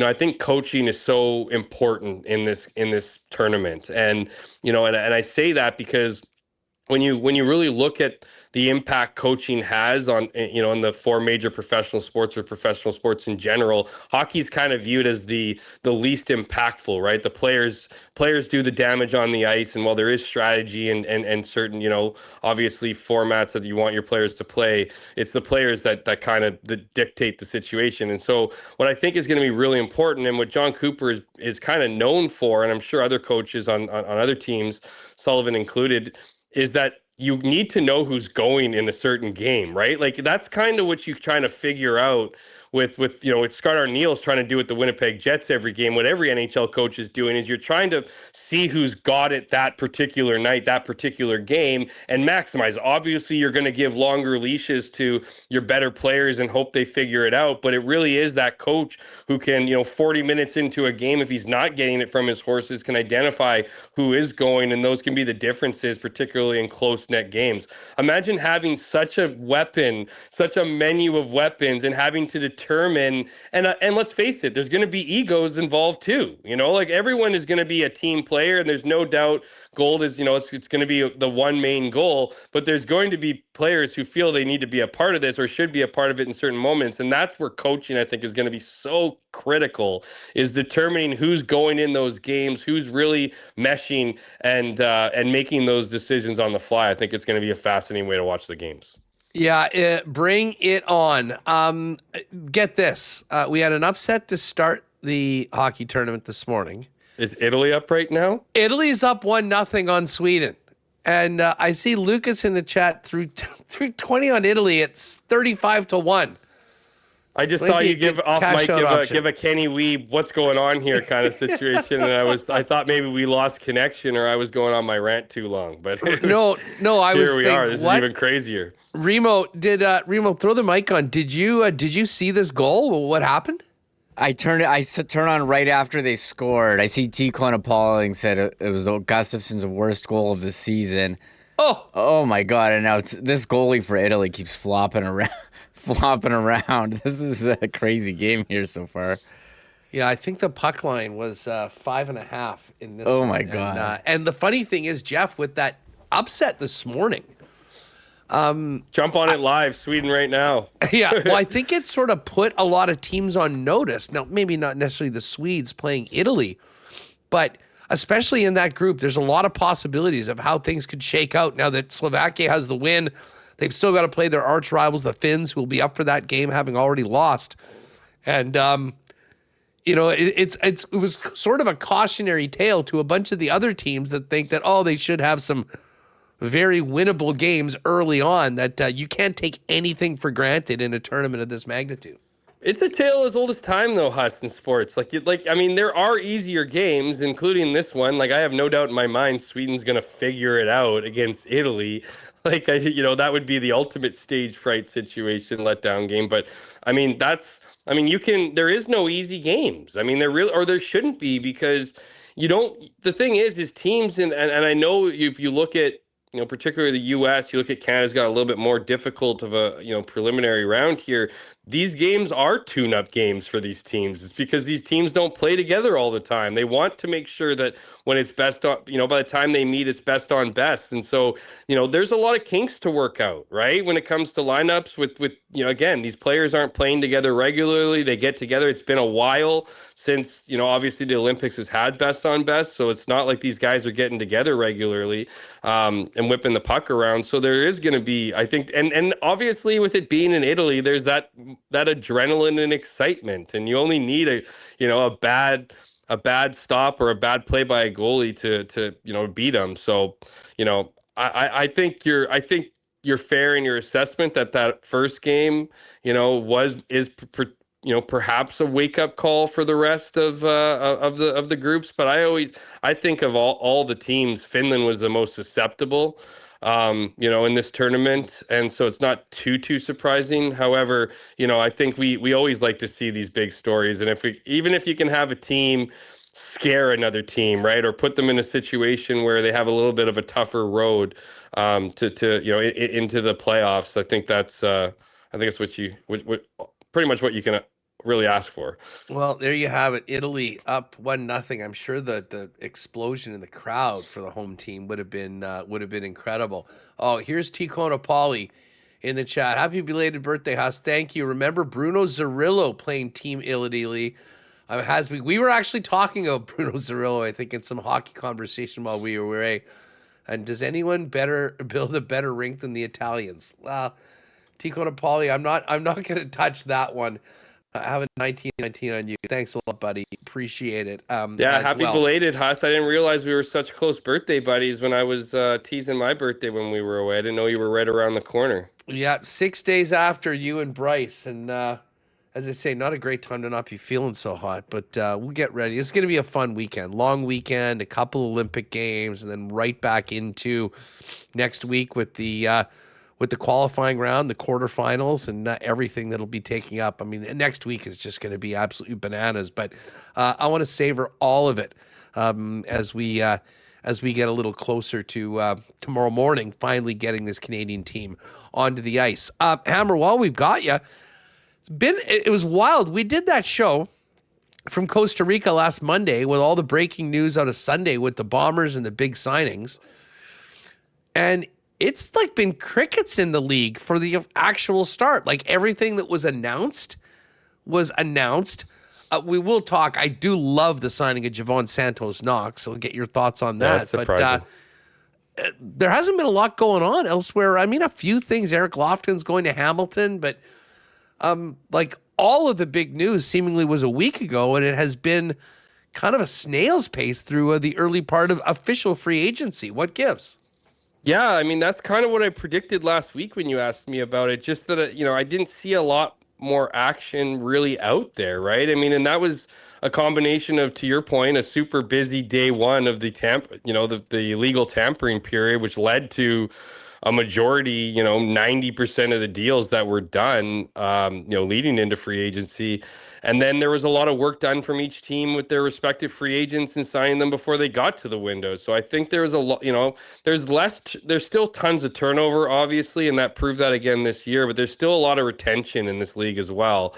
I think it's interesting too, and it's I don't want to say like I'm not personally bothered by it, and I addressed that on our CFL 110 show that we did the recap of that first day, and I've talked to some other people about it. I'm not bothered about the free agency legal tampering window and whatever. Like, it kind of defeated the purpose of it a little bit now. If it's just going to be day one of free fantasy, and that's going to be the whatever. But at the same time, it hasn't been like that every year. And the reason behind this year, as we talked about it before, was that Winnipeg knew exactly what they needed to do, right? Winnipeg knew what they needed to do. Ottawa, two teams that, very different expectations perhaps, but both didn't reach them.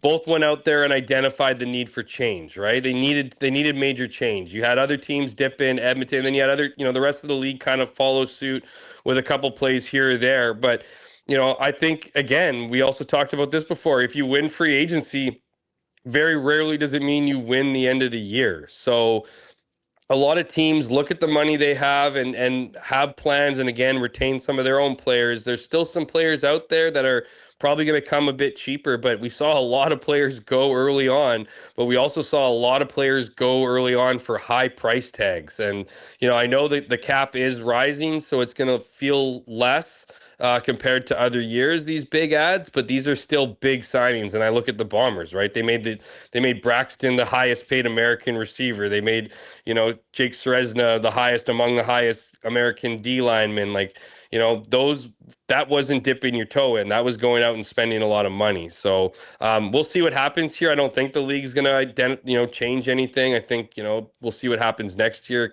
It could be the new normal. It could revert back to, what we've seen in previous years. But that didn't, regardless of how it changes next year, doesn't stop the fact that we got a whole bunch of excitement that kind of felt like it was going to carry on, only to really get all those deals we saw on day reaffirmed on the official day one of free agency.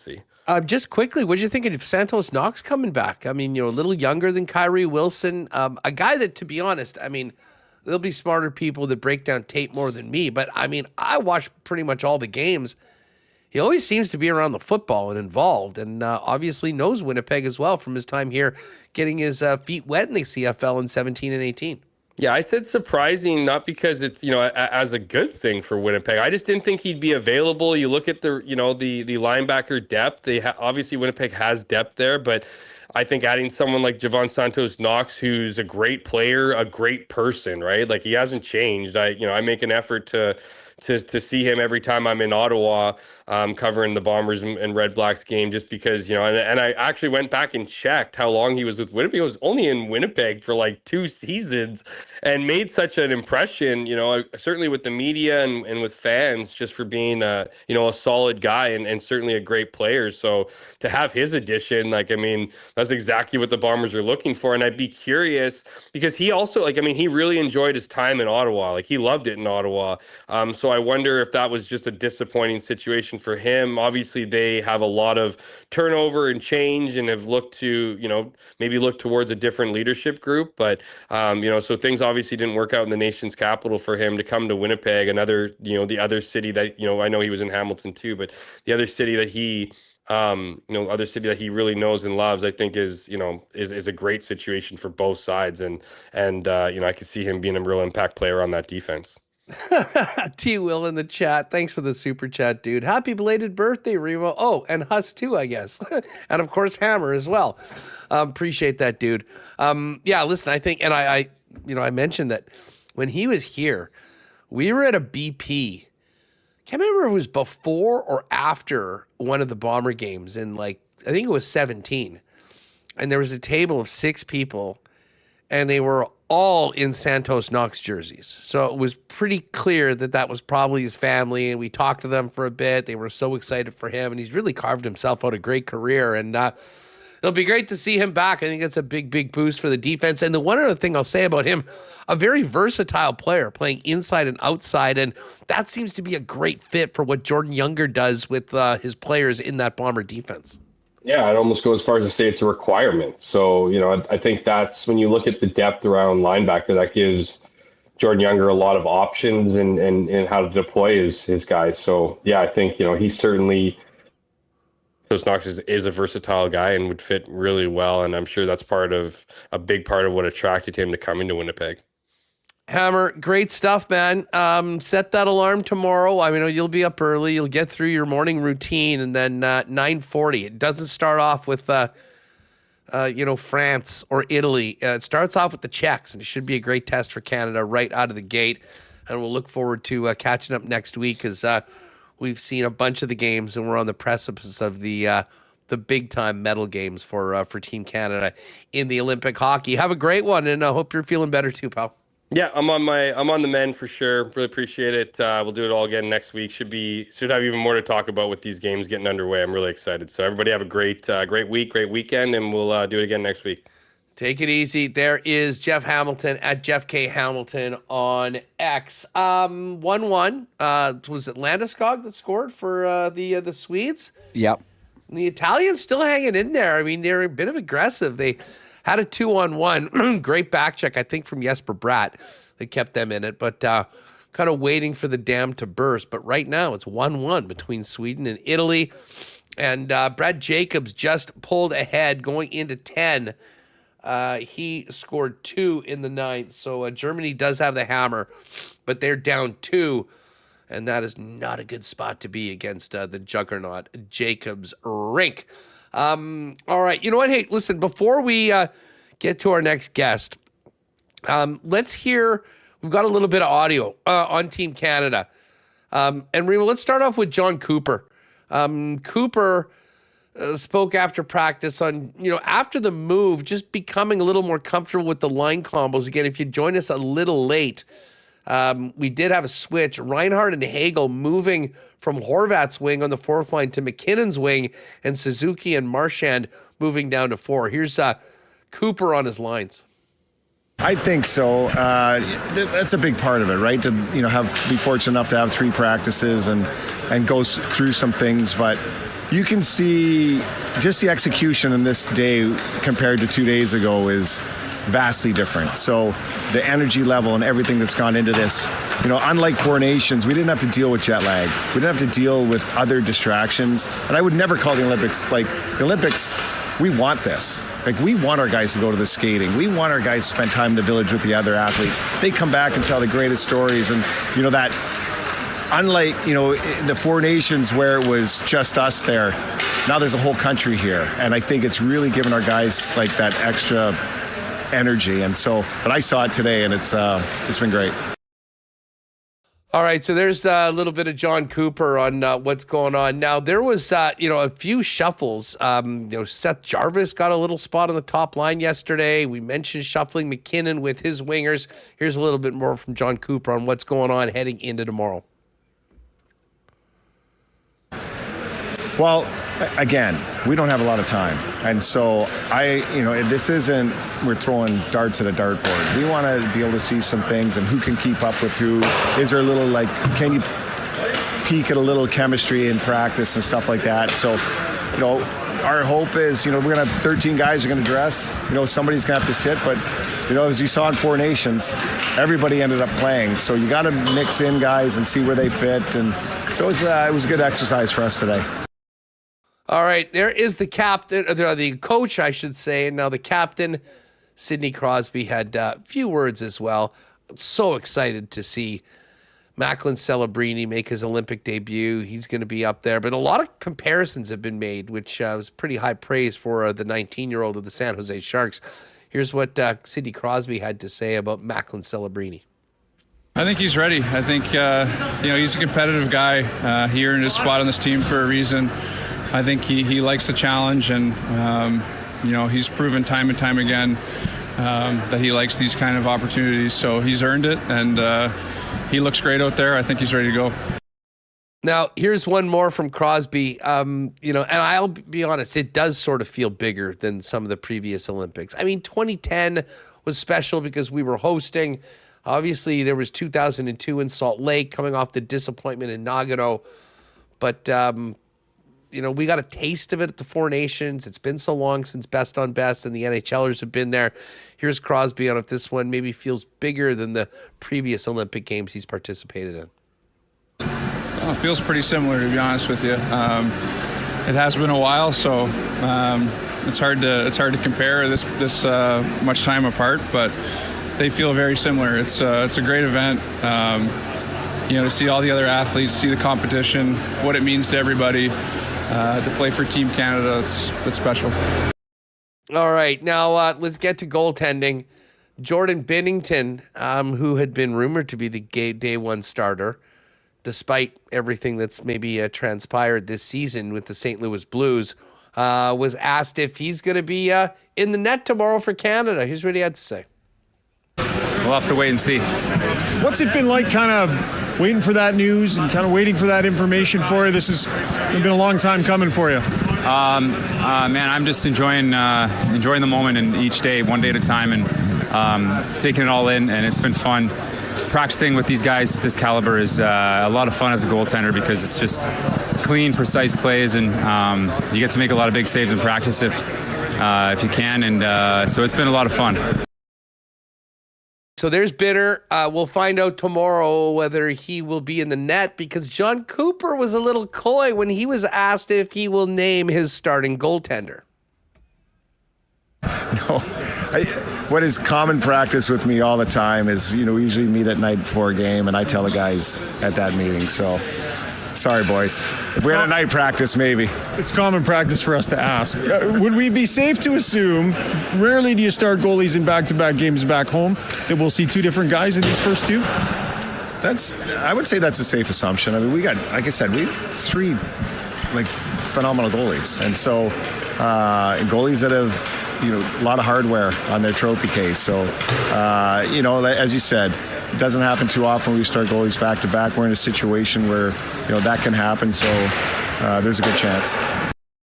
All right, so there's John Cooper. Folks, we got one more sleep, and then it is go time for Canada tomorrow morning, 9:40 a.m. And if you missed it, lines for Team Canada. Maybe Remo, pull those up one more time if you can. McDavid, Celebrini, Wilson. McKinnon with Hagel and Reinhardt on line 2. Crosby with Marner and Stone. Fourth line expected to be Bo Horvat in between Brad Marchand and Nick Suzuki, and one of Jarvis or Bennett as the extras. The defense pairings, Taves and Makar, Morrissey Pareko, Harley Doughty, and Theodore and Sanheim. It's expected that Thomas Harley will likely be the 8th defenseman. And as we just heard from John Cooper, we'll know tomorrow who the starting netminder for Team Canada is. As always, our lines throughout the Winnipeg Jets season and now through the Olympic Games, brought to you by Clean Line Plumbing, Heating, and Electrical, your local leader for over 40 years in both residential and commercial plumbing, heating, and electrical services. And, of course, a great supporter of Winnipeg Sports Talk and a proud sponsor of the Winnipeg Jets, the official plumbing service of the Winnipeg Jets. And listen, you can obviously get your plumbing, heating, and electrical needs taken care of by Clean Line. You never know when you might need it, though. And that's why Clean Line has 24-hour emergency service ready for you in the greater Winnipeg area.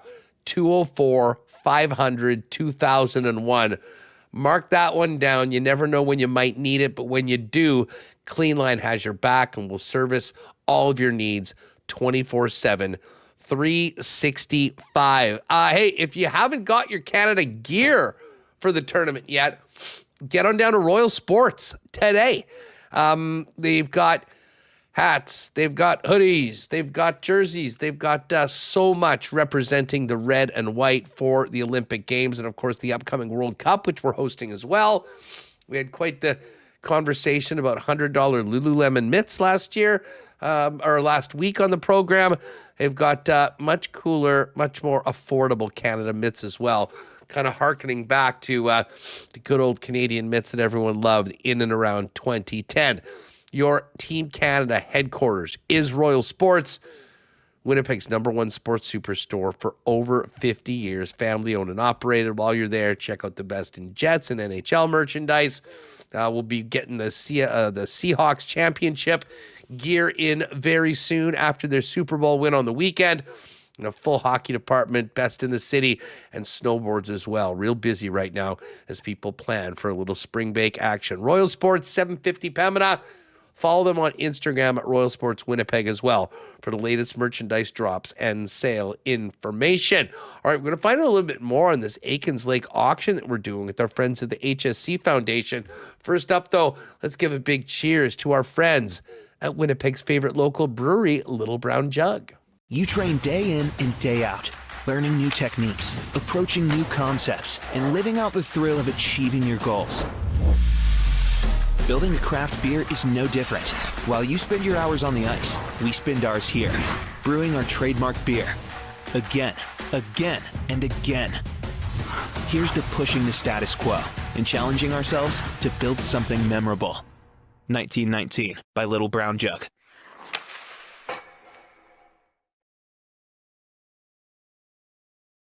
Really excited about this next segment and our next guest, a good friend of the program. And, myself, Michael, Connor, and the gang, we're so excited to be able to work again with the HSC Foundation this year. We had, I personally had such a great time out at Aikens Lake with Mark and Wayne Larveld, our winners last year, as part of their big gala. The gala event is coming up in a couple weeks. It's completely sold out, but the live auction is up right now online. We'll have a link for you in a minute to get in and tell you all about everything that's available this year, obviously supporting a great cause. And we welcome in our good friend, Andrea Senebold from the HSC Foundation. Great to see you again, and great to get the gang back together for such an important cause. How are you?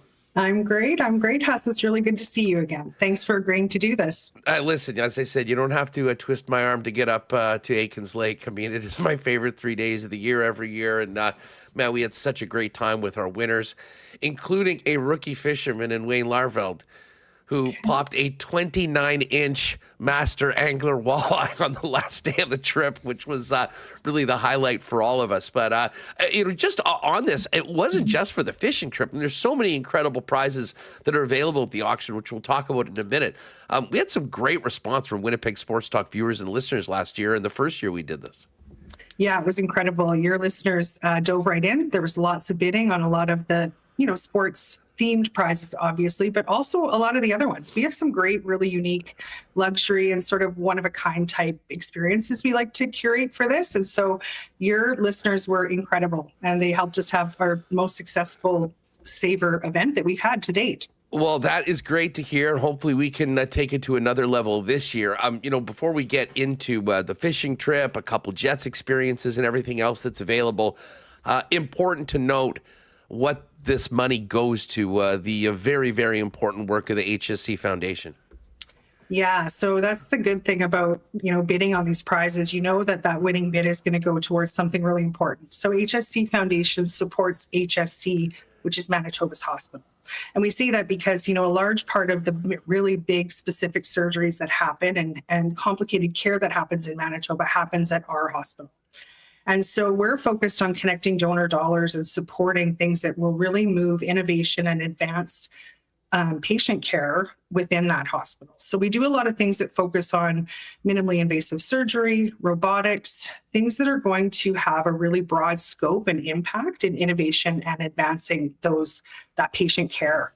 And so as you can imagine, when you have a piece of equipment that we've helped to fund with our donor funding, instead of having to cut someone open, say, and just actually inserting 2 or 3 things into small incisions, it can really have some life-changing impact. So it's faster and safer surgeries. There's less pain and blood loss. There's a lot lower risk of complications. People recover faster, so they're not in the hospital beds. They're actually freeing up beds quicker. And it's just helping to reduce surgical wait lists across the board. And this is just one thing that HSC Foundation helps to sort of fund and focus our impact on, but it's dramatic. And so knowing that they're having an impact on this can really be beneficial. No, absolutely. I mean, it is for such an important cause. We know the stress on the healthcare system, on Manitoba's biggest hospital, and obviously I have some personal experience with the incredible professionals there and how much they help me. So it's a pleasure to get back together with you and do this again. And of course, right now, the auction is live. You don't necessarily have to have a ticket for the gala to get in and help raise funds and get some of these great prizes. And we may as well start with the one that was the one we talked about the most. It had a couple of incredible winners, and Mark and Wayne Larveld that joined us last year up at the world-class Aikens Lake Fishing Lodge. We had 3 days, 3 nights of incredible fishing, and Wayne, who had never fished before, banged a 29-inch master walleye on the 3rd day of the trip, which was the absolute highlight of the entire thing. But we've talked, many regular listeners know about Aikens Lake, which is just a gem of the province. And I mean, the fishing is world class, but what separates it from pretty much everywhere else is the the facility, the log cabins that they milled themselves there, the food, the hospitality, and the amazing staff of Pitt and Julie and their team up at Aikens Lake. So that is right there. You'll see it at the top. Silent auction item number 1, the ultimate fly-in fishing getaway with Hustler. I hope some of you that love fishing, love getting away, and love a good time will make a bid in there on that. And the value of this is over $7,500. It is truly, I guarantee it will be one of the highlights of your entire year if you're able to and be lucky enough to win the auction. And Andrea, I know you talked to our winners. I know they had an absolute blast last year. Yeah, they did. It's such an incredible prize. And you and I talk often about, I'm not a fisherman, but I would love to go and just see the part of the province that you can see through this. And Pitt has been incredible. He has donated to us year over year. He is so generous. He's such an amazing human just overall. And he does this not just for us, but a lot of different organizations. And they do it because they do want to make an impact. And it's so wanted, this prize. Like, it is always the top one that goes. Lots of people are bidding. It gets a lot of action. So I keep trying to convince you to take me, but we'll see. We'll see. As I say, if you go over in the website's right up there, we can also throw it up into the chat. Givergy, givergy.ca/saver, SAVOUR 2026 will take you right there. You can bid on the Aikens Lake package. And I will say this, especially for people that might, have thought about doing something like this and haven't done it before. I had really never fished before heading out to Aikens. And I have to give a huge bunch of credit to the amazing team of guides they've got there. They get you on fish. I mean, I basically just showed up and here's the rod, here's what you do. And next thing you know, we were getting a master angler mug at the dinner at Aikens Lake in the lodge at night. So our guys, Kieran and Kurt, last year were amazing for us. So you do not need to be any sort of expert angler to have an amazing time for this. Now, that is silent auction item number 1. But, this is a big event, the Savor Mexico, the wine and food experience. And there's so many more. First of all, there's some really cool food experiences. There's a perfected charcuterie night. The chef's table packages are always popular at auctions like this. And the Tito Boy one seems to be something that I think is going to get a lot of action as well. Yeah, the Tito Boy one's great. It's Filipino cuisine. It's maybe been a few years now that they've been around. It's very popular. And I think that night includes some karaoke, if I'm not mistaken. So it's cocktails and appetizers and food, and then a little bit of singing after, which is always a good time. Now, we do have some other great sports packages, including a couple of great Jets items. There's one, which is the Jets Insider Experience. You're going beyond the stands and into the action with the Jets. You'll get to go down and take in the game day skate. You'll get a behind-the-scenes tour of Canada Life Centre, including some of the areas rarely seen by fans. Maybe even escape, but you will be able to cap the day off with 4 prime lower bowl tickets to one of the games next season and experience the excitement of hopefully a big bounce back season from premium seats. Now, the other one, and this is something that Remis and I can speak to, the Winnipeg Jets VIP Lounge experience. And this one is the ultimate game night experience with 4 tickets to the Play Now Lounge at Canada Life Centre. If people aren't familiar with those seats, those are the ones above the club lounge with the massive office-style seats and food and beverage all at your will as part of the package. We did a promo a couple years ago for a fundraiser around the Christmas time and got a chance to be in there. And that one is for the Philadelphia game this season, a Saturday night game. 4 seats in the Play Now Lounge. I mean, this is a great chance for people to get in there if they haven't had a chance before. Hopefully see a great game and stuff their face at the same time with some great eats. Well, you always bring me on to talk about my hockey insider tips as well. So, we could talk about how the team's going to do after their break, but we think it's going to be great. But you and I know from our past experience working for the Moose, that's how we met, that behind the scenes tour of Canada Life Center. And I always forget how impactful that is for people, right? I remember the very first time I ever got to go on the ice and actually see the arena from that view, see some of the behind the scenes stuff that happens. It really is quite cool, especially for people who are big fans of the Winnipeg Jets and want to sort of see how the sausage gets made, as it were. Yes, and as I say, there is not a more enviable seat in the house than in that Play Now Lounge. I can tell you that. Now, folks, get over to, as I said, givergy.ca/savor2026. It'll take you through there. A couple of the other ones you're going to want to know, Ultimate VIP Gold Eyes experience with our friends out at the Fish. I cannot wait for baseball season. You'll cheer on the team. You'll enjoy a private press box tour for 4 guests, throw the ceremonial first pitch, and cheer on the team for an exclusive Sky Suite with 20 seats with classic ball bar seats. And you'll complete the day with the official Gold Eyes merchandise package, a true home run for any fan. And then there's some other amazing prizes. There's a Yeti cooler and drinks bundle package. There's a gourmet night for 8, another incredible food experience. 2-week Algarve escape in Portugal. There's a Banff Lake Louise package, 7 nights in the heart of the Rockies. A home upgrade from Dufresne Furniture. And even if you're always in the doghouse, you can also bid on 12 months of fresh flowers. I have a feeling that one might be a good one for many people. But again, it's all in support of the Health Sciences Center Foundation.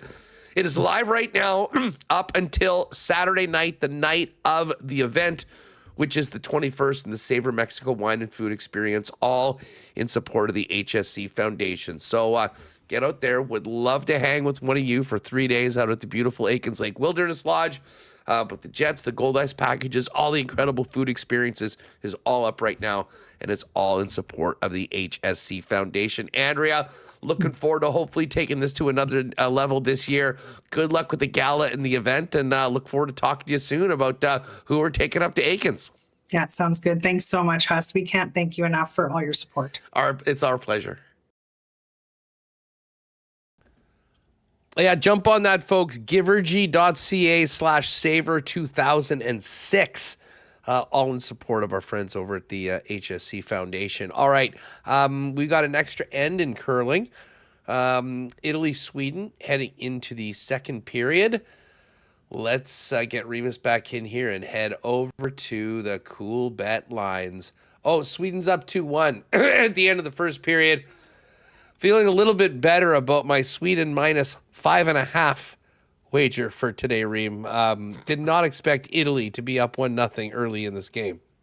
Hey, they got that home ice advantage for Italy and Sweden. I mean, their lineup, we showed it earlier, very strong here.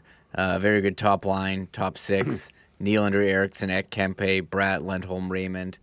Missing Leo Carlsson's killer for them too. And I just as a fan, brutal that he's not there. Not much like Celebrini. Not enough people get to see him playing out on the West Coast.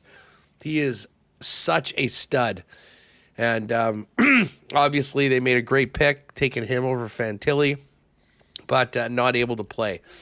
Let's get right to the Olympic hockey. Tomorrow morning, 5:10 a.m., our guy Nino and the Swiss take on France. France is plus 1,200. Switzerland is a massive favorite. Puck line on this one's 3.5. If you like Swiss to win by 4, plus 112 you can get. And then we got Czechia and Canada. Czechia plus 410. Canada minus 588. Puck line on this one is 2.5. So Canada expected to win by 3 at minus 110. At 2 o'clock tomorrow, Nikolai Ehlers takes on Leon Draisaitl. Germany, Denmark. Germany minus 270. Denmark plus 212. Puck line in that one is 1.5. And then the heavily favored Americans go up against the Latvians. USA minus 33.33. Latvia just under 12-1 to win. Puck line on that one's 3.5. And Finland and Sweden, that is the, I guess, Saturday morning game? That would be Saturday, 5:10 a.m. Yes. Too bad that one wasn't like a Oh, no, 2 that's p.m. game. Friday morning, Friday the 13th. Finland, Sweden? Oh, of course. Today's the 11th. Yeah, I know. So Days are all mixed up. I don't even know when it is. But Finland, Sweden, a huge game for the Swedes. And well, more so the Finns after losing. Finland plus 148, Sweden minus 175. Futures for the event, Canada plus 105 now. USA plus 170, Swedes 6-1, and the Finns have dropped to 18-1. Slovakia was 85-1 this morning. They're now 65-1 after their surprising upset of the Finns in game number 1. You can still jump on props for the top goal scorers and point scorers of Canada and the United States, as well as a couple of the other teams. Nino is 10-1 to be the top point scorer for Switzerland, for what that's worth. Fiala, the favorite, at plus 230. I kind of like Nico Hischier at 4-1. He'll presumably be the number 1 center for that. And obviously, Roman Josi is already in the mix as well. All sorts of over-unders as well for points and goals in the tournaments for many of the top players. Olympic curling is going on early, 2 a.m. Tomorrow morning, I guess, in 11 hours. Rachel Homan, the Homan Empire. They're taking on Denmark. Canada minus 625. Denmark plus 380. Canada on the rock line. They got to win by 4. Minus 3.5 is the number. Canada plus 105. Rest of the first draw of the women's curling is up there as well. We got speed skating, freestyle skiing, figure skating. It's all there as well. And, of course, it is a golf day today because the Pebble Beach Pro-Am begins tomorrow. Scotty Scheffler is the favorite at 3-1, has about a third of the money in on the event. Rory is playing. Rory's 14-1. I might take a little flyer on my guy Tommy Fleetwood at 25-1. Just had Chris Goddard up at 40-1 last week. He won in Phoenix. Might have to pop him as well. A lot of people liking Vic Hovland. Group at 28 includes Goddard, Henley, Vic Hovland, Justin Rose, and Xander Schauffele. It's all there for you. Milan Cortinas. And we do have plenty of NHL futures available that won't change through the Olympic break. But we do have this one, Remo, an Alex Tuck prop. Which organization will Alex Tuck be on with on March 8th? And the Sabres are minus 1,000. So with the run the Sabres have been on, they feel that they're not going to trade him. He's too important to the club. And I actually would be shocked if they traded. If anything, they might be looking to add this year and finally do something in the playoffs as they're poised to make it for the first time in 18 years. I did just send in to Jake and the fellas a Canada special for tomorrow from WST. We're riding with the Canada to win by 2, a Macklin Celebrini goal, a Sam Reinhart point, and a Cale Makar assist. So I've got the boys working on that. Check out the combo cards in the exclusives later on today, and I imagine that will be up. And, of course, before the game, we'll have the latest up-to-date odds on everything at CoolBet. Speaking of golf, if you like Russell Henley this week, our buddy Pat Mayo has got a nice the PME weekly boost in the exclusives. Henley to win from 28-1 to 38-1. That is up in the exclusives. Remo, big day tomorrow. It'll serve as somewhat of a post-game show for the Canada-Czechia game. And then for all of our regulars that join us on YouTube, we're sort of going to do a bit of a 2-part show on Friday. We'll start at our normal time of 1. We'll roll up to 2:10 when the game starts and stop the stream, post that podcast, and then Connor, I believe Remis, Liss, will jump on afterwards for 45 minutes or an hour of post-game coverage after the game against Switzerland on Friday afternoon. And then one more game against France on the weekend. Monday is the holiday day, and we'll come in hot for the weekend, probably with qualifying action on the 17th depending on where all the teams finish in the round. This is what we've been waiting for, Reem, and tomorrow should be a very fun show with a game happening just before we go live to dive into for a couple hours. Yes, I can't wait. As you mentioned, dropping my kids off at daycare and school, coming home, and getting settled in for uninterrupted Olympic hockey. No TV timeouts, no digital board ads, just best on best Canada, Czechia. Oh, man. And yeah, and we'll have Mike McIntyre will be at the game. He'll join you on the show. And Ken as well, Ken Wiebe, making an appearance from Mexico, ready to rock, recapping the game. So a lot going down. I'm fired up. The line combinations, who's going to score, who's playing well. Just that power. I can't wait for the first power play. And then also the all-star broadcast. Like, it's not just the players that are best on best. They're mashing up TSN and Sportsnet. James Duthie hosting a panel with Bieksa and Elliot Friedman. You got Cheryl Pounder and Cassie Campbell-Pascal, Mike Johnson, Chris Cuthbert. This is awesome. And I'm watching old Olympics. I tweeted out Jonathan Taves' first Olympic goal from our X account. Got a lot of reaction from that. Speaking of which, and tweets, if you go to Connor's feed, he tweeted out an awesome documentary on the rivalry with Canada and the United States that is up there. It's about a 90-minute read. I'm just getting into it right now. I'm going to watch that tonight before it's all said and done. So, gang, that is going to do it for us. Get a good sleep, book off the morning, get in front of a tube, 9:40, and then 1 o'clock right here, full reaction. Mike in Italy, Ken Wiebe, Cabo Kenny in Mexico, and all of our thoughts on game number 1, Canada-Czechia, tomorrow at the Olympic Games. Thanks to Andrea Senebald. Again, get your bids in for the Aikens trip. Would love to hang out with you there in the summer in support of a great cause. Thanks to Matt Larkin and Jeff Hamilton. Connor will be on with us tomorrow as well with his thoughts on the game, and then a two-parter on Friday in and around Canada's second game against the Swiss. Big appreciation to all of our sponsors that make the show happen each and every day. And if you are looking for a spot to watch the game tomorrow with some friends, Boston Pizza's open at 9:30 a.m. They got a breakfast pizza. They got Canadian beer. It'll be a great spot to get together with your gang to watch Canada and the Czechs kick off the Olympic hockey tournament for those two teams. Have a great night, and we'll see you tomorrow with live reaction from Canada, Czechia, right here on Winnipeg Sports Talk. Oh my God! Oh! Shut it down! Let's go home! Thanks for tuning in to Winnipeg Sports Talk Daily. Make sure to subscribe on YouTube and your favorite podcast feed at winnipegsportstalk.com.